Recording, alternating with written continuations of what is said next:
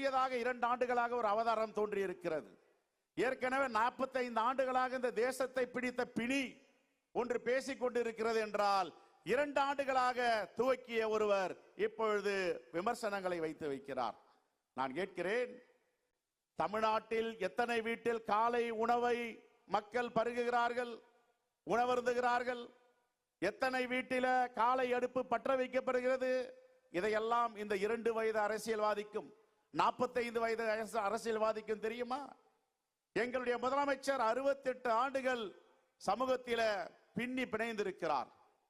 58 ஆண்டுகள் மக்கள் பணியில இருக்கிறார்.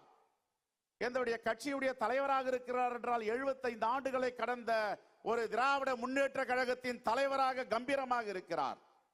உங்களுக்கு என்ன அருகதை இருக்கிறது விமர்சனம் செய்வதற்கு? அதை கேட்கிறேன். பசி என்ன என்றால் உங்களுக்கு தெரியுமா?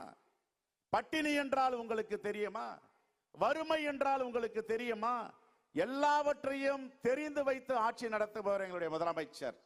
நான் கேட்டுக்கிறேன், ஒரு 45 ப்ரோ, அவர் பேர் ப்ரோவா, இன்னொரு வயது 2 வயது ப்ரோ பேசிக் கொள்ளுகிறார்கள். வாட் ப்ரோ, இங்க என்ன நடக்குது ப்ரோ என்றார்.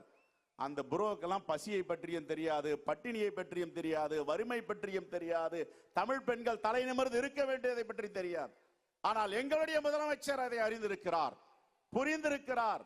ஆகவே கருணை உள்ளத்தோடு கஜானா காலி பண்ணிட்டு சென்றாலும் பரவாயில்லை, நான் நிதி மேலாண்மையோடு என்னுடைய மக்களுக்கான பணியை தொடர்ந்து செய்வேன் என்று ஆட்சியை கம்பீரமாக நடத்தி கொண்டிருக்கிறார்.